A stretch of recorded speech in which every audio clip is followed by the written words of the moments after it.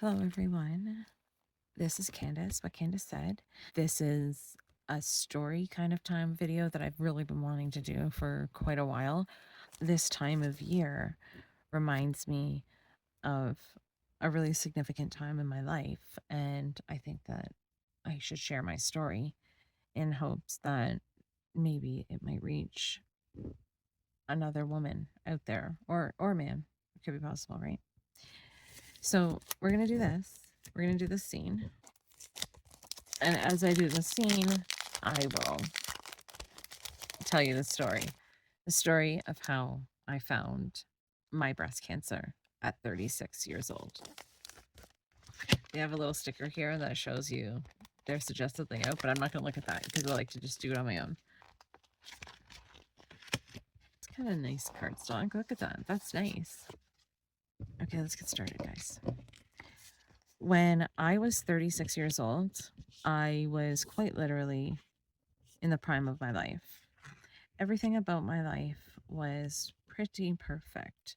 Not perfect. No one's life is ever perfect, but I was happy. I thought I was healthy. My job, my career was great. I love my career. I love my job. But in May of 2018, the bottom completely fell out when I was told I had breast cancer. So what happened was, at the time, my Hazel was 2 years old. I haven't told this story in a long time, actually. It's been quite a while since I've told this story. Hazel was 2 years old, and we were just playing around on the floor. We were roughhousing, and she ran at me with open palms, like her little baby hands, her little 2-year-old hands, open palms, and she ran at me. And she ran at me like it wasn't in a way that she was trying to hurt me or anything. She was only a baby. It was just she was running at me because we were playing. And when she did that, she punched, or like she hit my breasts, both of them at the same time. But my left one, it was an excruciating pain. It was very painful. And for the rest of the evening, I remember that night after that had happened, I remember laying on the couch and it was still throbbing.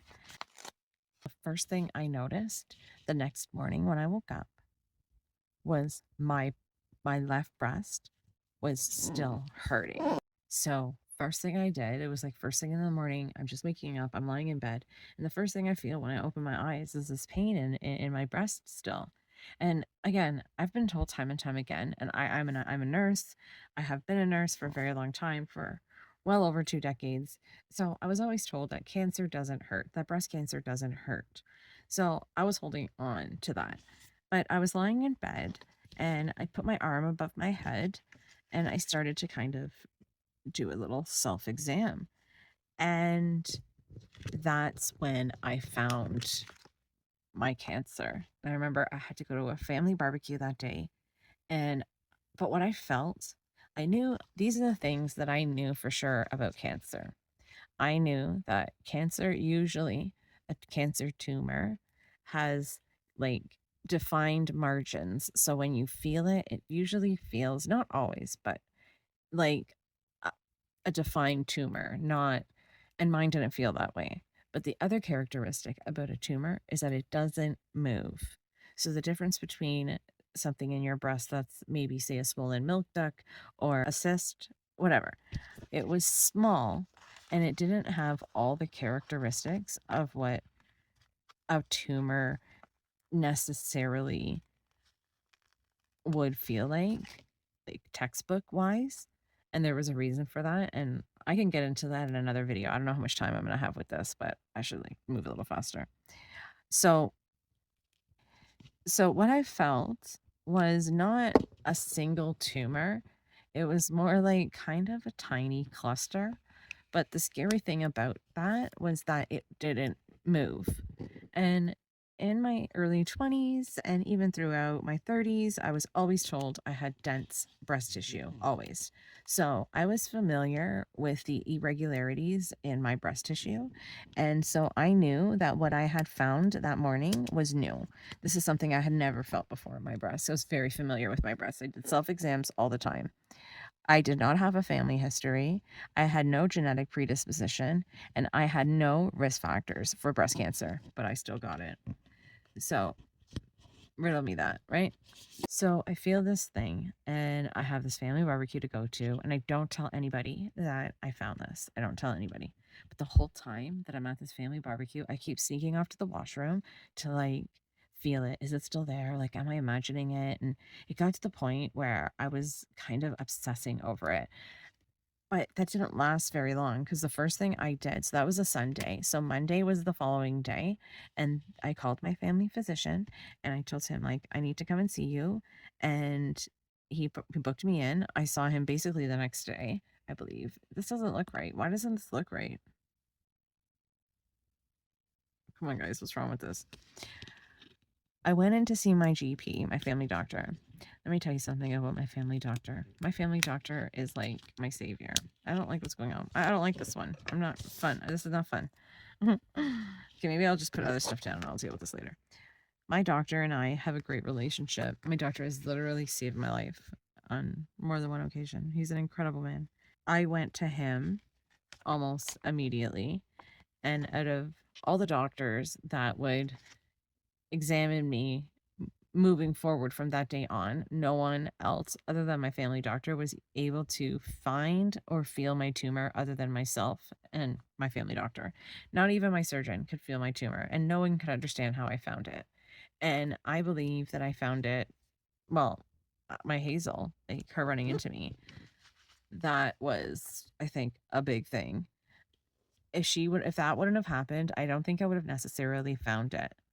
So I my doctor finds it. He examines me. He says, 1 centimeter tumor located at the two o'clock position, 10 centimeters from the nipple. So that's exactly where I was feeling around for however long it took until I got my appointment. So I was booked for an ultrasound and a mammogram. I went after I worked a 12-hour night shift in the ICU as an ICU nurse. So I worked a 12-hour shift and then I went to this ultrasound immediately after. So I'm on no sleep. It's maybe taken a week to get to the ultrasound. And in that week, the pain has not gone away. My breast still hurts all the time. My breast continued to throb. It just hurt all the time. I was pretty convinced that I had cancer. I had myself convinced that I had cancer because it didn't move. So I went in for this ultrasound and they looked at me and I was 36 and they said, "We don't do mammograms on women." This is the Canadian healthcare system. It has since changed, but anyways, "We don't do mammograms on women who are under the age of 40 who do not have a family history of breast cancer." So I'm like, whatever, do the ultrasound. In my opinion, an ultrasound is better than a mammogram anyways, because it's very localized to a special area. It just would take a longer time to ultrasound an entire breast opposed to doing a mammogram. So I'm like, whatever, sure, no problem. You're not going to do the mammogram. Let's just get this ultrasound done so that I can go home and sleep because I've had a long night shift. She brings me into this room. I lay down and she puts the probe on my breast and almost instantaneously removes it and says, "Oh, we should do we're going to do the mammogram." And I said, "But you told me that I wasn't eligible for it. Like, I don't understand why," but I already knew in my gut. I knew why it was all happening. So she takes me into another room and I have a mammogram done. And the lady there is very, very sweet. And again, they take 2 pictures of my right breast and like 6 images of my left. I know there's something wrong. We go back into the ultrasound room. She completes her exam on my right breast, which takes her like literally 5 minutes, not even. She finishes that, and then she starts the exam on my left breast, which is where I found the lumps. I don't call it a lump, I call it lumps. And a lot of the times you would be surprised how many people it's not just a single lump. I know a lot of women, maybe at least maybe even half of the women that I know had satellite tumors connected to their original tumor, and that's what happened with me. So that's why it didn't feel like a solid mass. It felt more like a cluster, but it was definitely not moving. Cancer doesn't move around. A lymph node moves around. A milk duct moves around. Cancer doesn't move, and that lump wasn't moving. So she's doing the ultrasound, and she's spending forever on my left breast, and I just start crying. I just start crying. I just start crying because I know what this woman has found, and she's not saying anything to me, and I understand because I know it's like it's her job. She can't say anything, but I'm bawling. I am absolutely like in hysterics. And she just continues on with her exam, hands me to Kleenexes, and she's so serious. Like she's not saying anything. She won't even look at me. She then says, she goes out of the room and then she comes back in and she says, I'm bawling. I'm like inconsolable bawling. It's like, oh, well, the radiologist wants to see you. And I'm like, why? She says, oh, because you're so upset. She wants to come in and talk to you because you're so upset. So anyways, I'm like, I'm not buying this shit. I know what's going on. So I call at the time, my then best friend, and I start like crying and I'm in hysterics on the phone. I'm telling her that I have breast cancer and that they just left me in this room and now a radiologist is going to come in, and I was freaking out and I hadn't slept and I just knew that the news wasn't going to be good. I just knew it. So the radiologist comes in. What an incredible doctor. Introduces herself, and I'm inconsolable. And my friend is still on the phone. I think my friend was still on the phone. And she's sitting there and she pulls up one of those little stools, those little stools I'm talking about that they have in the exam rooms, and she rolls over towards me on this stool. So she's like at my level. And she says, Miss Candice, I'll just use that. Miss Candice, I would never come into a room. Wow, I haven't told the story in a long time.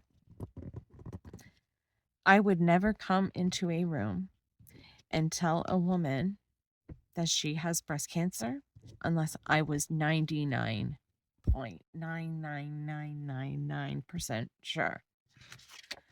If I was even thinking 1% off, I would not be coming and telling you that you have breast cancer. That was the moment that my entire life changed. In an instant, nothing was the same anymore. Nothing. Absolutely nothing. Music didn't sound the same. Trees didn't look the same. People didn't look the same. Nothing was the same. I left there at 1:30 p.m. My appointment was for 8 a.m. And because of everything that we did, like the extra tests and whatnot. Rewind. Sorry, I'm missing a huge part of this. But the only way to know, I obviously knew this, is by doing a biopsy. And she said, I have a room set up. We can go in there and I can do it right now. But I'm concerned about you because you're by yourself and you worked a night shift. And I'm worried that, And I said, no. I want to do it right now. I don't care. So by this point now, everybody in this clinic knows that a young woman, being me, has just been diagnosed with breast cancer.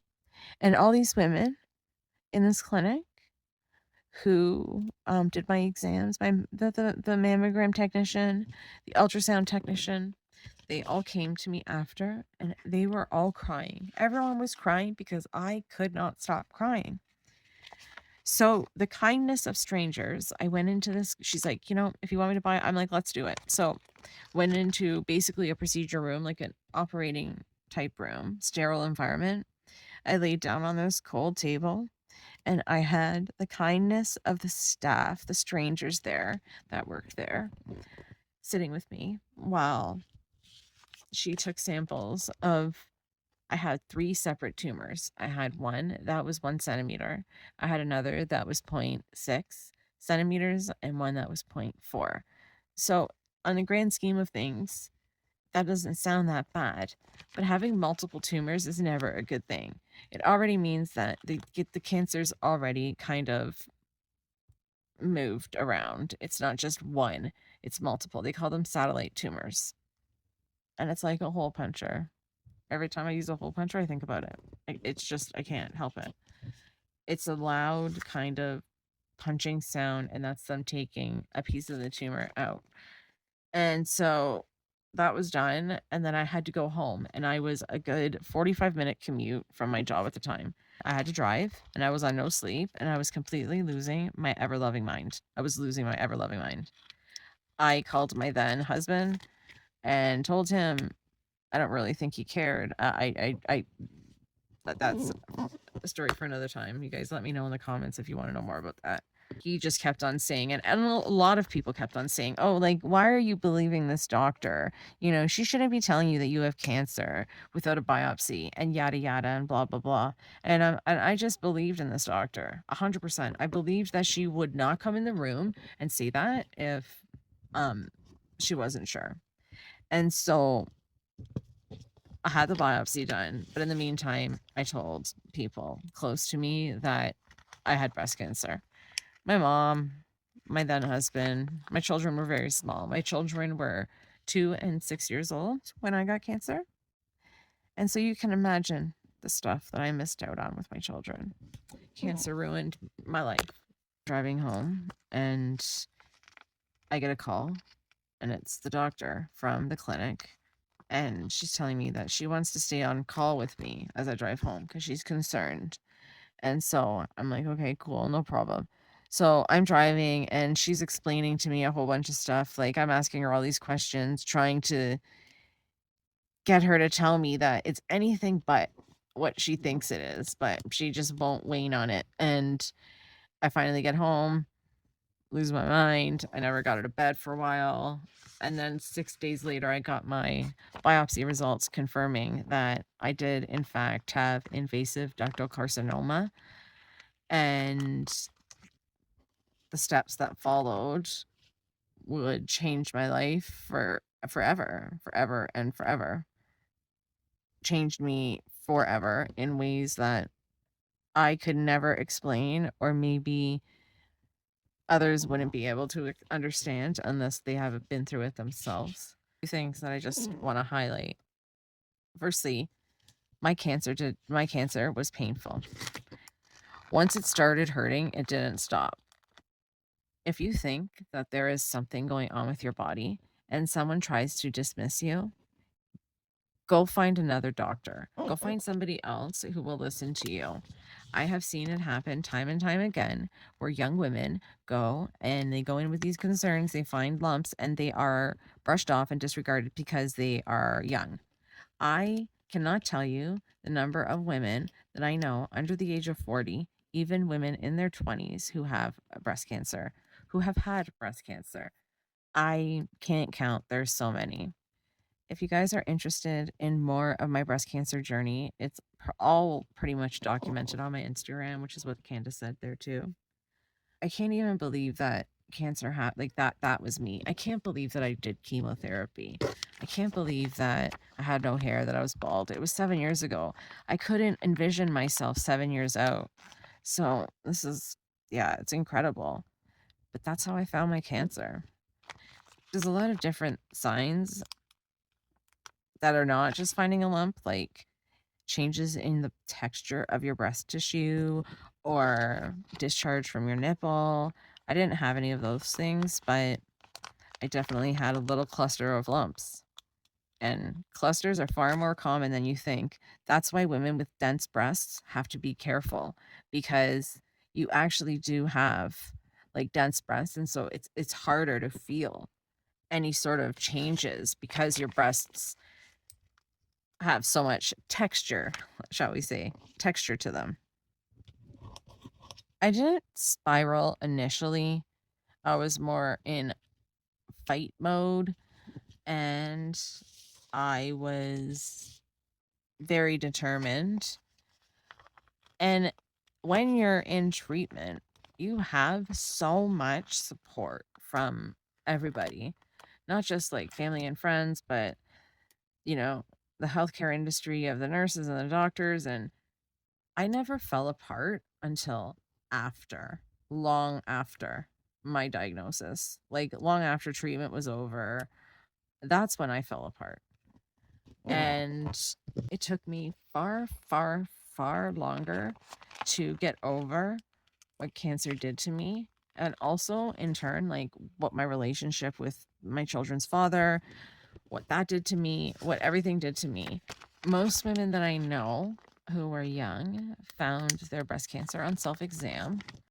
And it's important to be familiar with your breast so that you can notice any abnormalities. This one's turning out like garbage, but I think it's because I'm too focused on this chatty chat. Kind of cute, I guess, right? I've known a lot of women postpartum who go in and they're told, oh, it's a milk duct, massage it out, and it doesn't go away. Don't sit on it. Do not sit on a tumor or something. I don't mean a tumor. Don't sit on something that you're concerned about like that, because it's so easy to get the diagnostic tests done that you need.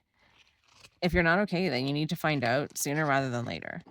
That's the absolute kicker here. You need to find out as soon as possible what your diagnosis is and get started treatment ASAP. I did that. I also decided to not have reconstruction after my mastectomy, and I only had a single mastectomy. I have a lot of reasons why I did that. I can go into those also. You can let me know if you want to know why I chose to go flat, then you can put it in the comments. But if you notice any changes or anything, you need to go and get it checked out. And that's how I found my cancer. Crazy, right? I don't know what to do with this big piece. I don't think I'm going to use it at all. Or this. You need to listen to your intuition, and you need to advocate for yourself, especially when you're a young woman and people are telling you, oh, that it can't happen to you, because it happened to me, so it can happen to anybody. I am living proof that this can happen to anyone. All the risk factors that they spoke about, everything that they spoke about that you're not supposed to, or that like are risk factors, I never had. I think the top ones are like early onset menses, so like getting your period really young. That was one of the risk factors that never applied to me. I was actually very late. I think I was in 8th grade, 7th, 8th. No, I was in 8th grade before I got my period. Like that's old. The other one is using birth control. I never used hormonal birth control my entire life for this very reason.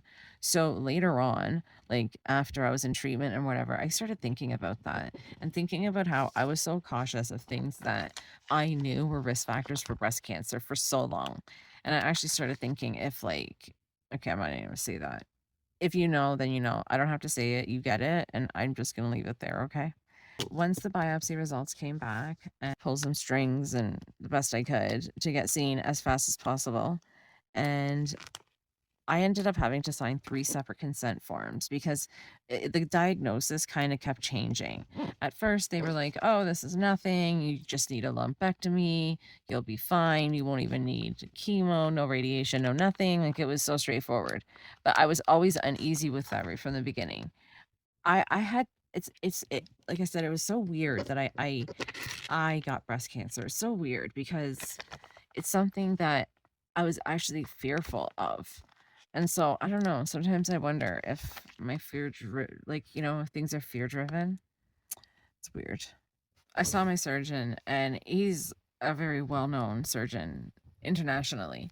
And even he couldn't find my tumors, but like he didn't care because he knew from the imaging let me tell you, a breast MRI is fun times. Said no one ever. Breast MRIs suck. You have to be on your stomach and your boobs have to hang in these like foam holes. It's so strange. So I had all these tests done. I had all this stuff done because what happened was I didn't want a lumpectomy. I didn't like the sound of it. I just didn't trust it. I wanted the whole breast gone, and that was that. So the first consent form went in the garbage. Then they came in with the new consent form, and it said on it, left breast mastectomy with sentinel node biopsy. And so I'm like, you're biopsying my sentinel node. Your sentinel node is the first lymph node in your breast before it enters the rest of your lymphatic system. So if cancer were to spread, it would spread to your sentinel node first. So that's why when they do the mastectomy, they take the sample and then they send it off to pathology to see if the cancer spread to the at least the first lymph node. So I don't know if any of you guys are already on the same page as me, but my first question was, what are you going to do if my sentinel node is positive? What if it is already in my, and they were all acting like, oh no, that's not gonna happen. Like, you're fine, you're fine. Kept telling me I shouldn't worry and yada yada. But I'm sitting in his, and he's just looking at me. He knows I'm a nurse. He knows I'm an ICU nurse. We've definitely developed some mutual respect. And so he says to me, okay, Candice, when I'm in there, if you would like, I can take a piece, like a frozen section of the sentinel node and send it for pathology while I continue to do the mastectomy. In that time frame, by the time I get the results back, I'll know. And if you would like, if the sentinel node comes back positive, would you like me to remove? It's called the lymph node clearance. Would you like me to remove all your lymph nodes? And I said, deadass, absolutely. So I went in there thinking that, like, well, they all had me thinking that it didn't spread and yada yada. And they tried to coerce me into reconstruction, and I just wasn't interested. And I'm still not interested. I live with one breast. I'm flat and I'm happy. I don't need reconstruction, and I don't need to go flat either. I'm just happy the way I am. And that's how I live my life. My whole OR team was handpicked for me. Everything was set up. I refused plastic surgeon consults for reconstruction. I refused freezing my eggs for fertility reasons or for reproductive reasons. I already had 2 children. Later on was when I would say that I mourned the fact that I wasn't allowed to have any more children. There's a difference between making that choice and not having the option to make that choice. And so that was taken away from me. Like, having another baby was taken out of the books for me 100%. I came out of the operating room. They all said that they've never seen somebody wake up so alert and like ready to jump out of the bed and like run as me. Like, apparently in the recovery room, I was like wide awake. And I remember him coming in and telling me, I was a little groggy, but I remember him telling me that they had to take all my lymph nodes. 28 lymph nodes they took because my first one and my second one were positive. So when I woke up and he told me, Candice, you had to take all the lymph nodes, I lost my mind. I spiraled into the darkest, deepest places that your mind could possibly go. I had my mom, but I really, really, really wish I would have had my partner. But for some reason, he wasn't interested in me. He wasn't interested in helping me or in being there for me. If you are stumbling across this video and you've just been diagnosed, just know that it's going to be okay. Some people do chemotherapy first, usually in the event that they need to shrink an existing tumor down. And so, but that wasn't the case with me. So I had my mastectomy first. They thought that all I was going to need was a mastectomy and nothing else. And then it turned out that I needed the whole kit and caboodle. I needed full dose dense chemotherapy. I did 4 months of that. I lost all my hair, my eyebrows, my nails. They don't tell you when you're going through chemo that you use your fingerprints. I could do another video on the crazy things that happens to you when you're going through chemotherapy. If you want, let me know. Just drop it in the comments. If you find anything on your body that just doesn't feel right, if you feel concerned, that don't let someone brush you off. Don't let them do that to you. Keep searching for the truth. This thing is so cute. My daughter, my Hazel, likes to say that she's the one that saved my life, and it's cute that she says that, but I don't want her to have that sort of responsibility on her little shoulders, because when I do tell the story, it is a story, and she's the one who ran into me, so I think she likes it, but maybe her sister doesn't like it. Maybe Emily doesn't like it too much, you know. I was very lucky, guys. So it ended up being stage 2 B or C, depending on who you ask. It's funny, the ranges and the diagnostic like ranges that they use is different everywhere. So one place may say this, another place may say that. It's this crazy. So when they found out that the tumor had spread, I also had to go for a battery of like every test under the sun, because they had to make sure that it hadn't spread anywhere. So bone scans of every part of my body, and then I had the mastectomy, and then chemo, and then radiation, and then on endocrine therapy. So after all of that, I was punched in the face with menopause at 36 years old, medically induced menopause. And I've been living with that forever. I never ask why me. It's like, why not me? It's so random. It's so random. How did it happen to me? Like, I do think, like, not all the time, but why me? Yeah, dead ass. Why me? No, I'm just joking. I don't ask that. I think it's totally random. I did everything right. I breastfed both my children full term. Did everything that I was supposed to do to not get breast cancer. And I still got it. So maybe I should have never been thinking about it, and maybe everything would have been different.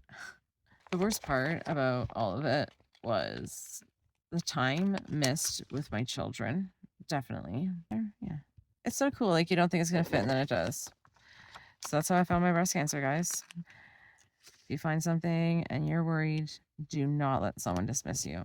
Do not. Get a second opinion. Get a third. Get a fourth. Okay, I think we're almost done this little scene. It's basically the end. I haven't done a video like this before, so I don't know how to end this, but that's how I found my cancer, guys. Know your body, and so that you have a baseline. I know what this guy's doing. Okay, get that in there. Chemo was not the hardest part of my cancer journey. No, not by a long shot. Not by a long shot. I'll have to tell you what was the worst part of breast cancer treatment in another video.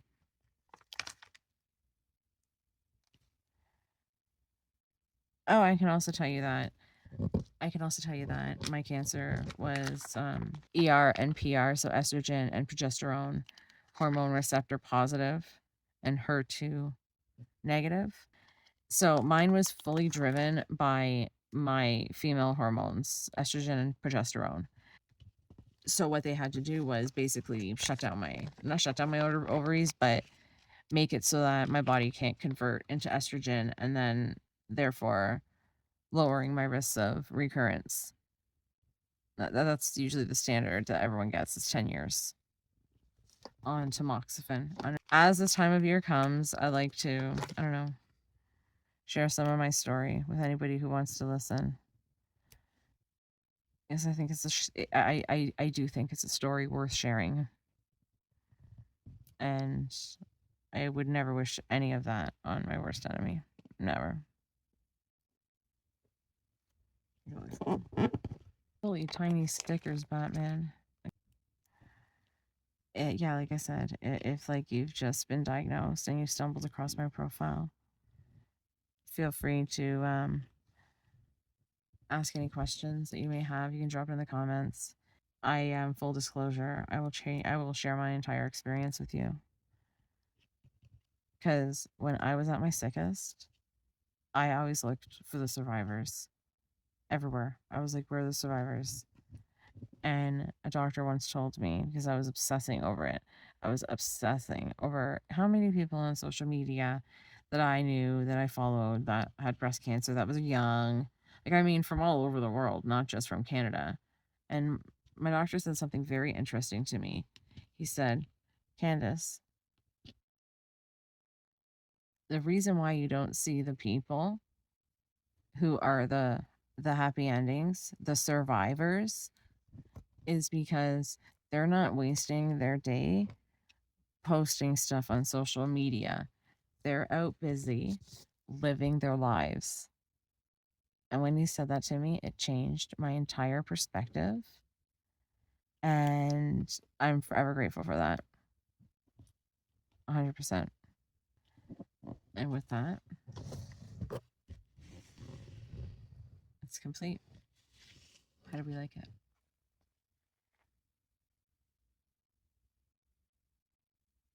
There we have it, all completed.